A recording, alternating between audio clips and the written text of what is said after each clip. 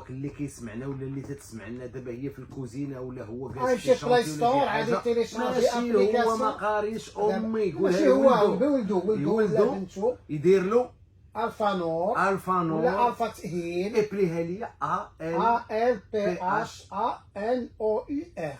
الفا نور انستاليها عندك تلقى فيها كلشي. عوض اللي غدوز له وقت في تيك توك تيك توك وانستغرام ولا وفيسبوك دوزو في الفا نور. محمد الخامس رحمه الله اعطى الحمله ديال مليون مستفيد من محاربه الاميه، وبدات يعني المسارات. شنو العام هادشي؟ هذه 1957 يعني بدينا نحاربوا الاميه على بكري. على بكري.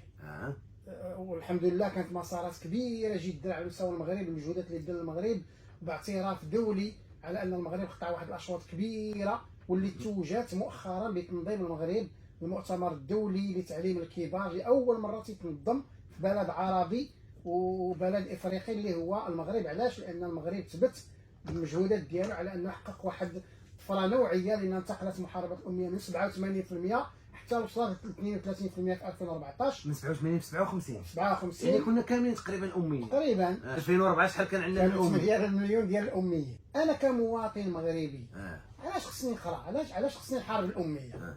خصني نحارب الاميه بجوج حوايج. الحاجه الاولى انني لا حاربت الاميه راه تنساهم في التنميه ديال البلاد. راه الا انا حاربت الاميه ولاو عندي سنوات ديال التندروس، فتنحسبوا المؤشرات ديال التندروس على صعيد البلد كامل، دوك ترفعوا من مؤشر التنميه في البلاد. اوكي، هذه النقطه الاولى. النقطه الثانيه انني فاش تنقرا راه تنستافد، انا كمواطن تنستافد مناش؟ من ثلاثه د الحوايج. تنستافد اولا من الخدمات، تنعرف الخدمات اللي تتوفرها الدوله، تيمكن لي نمشي لها، ما نبقاش دائما مجموعه من الحوايج كاينين في الدوله لانني ما قاريش ما عارفهمش ما تنستافدش منها.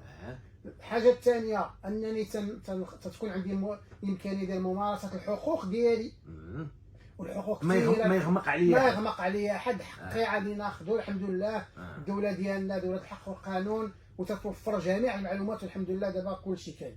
النقطه الثالثه واللي هو اساسي واللي بانت الاهميه ديالها بعد كوفيد، ان الاهتمام بالجانب الصحي مهم جدا. اكبر جهه في الاميه هي بني ملا الخنيفره، من بعد تجي مورا مراكش اسفي، من بعد فاس مكناس، وتيبقى قايم بزاف.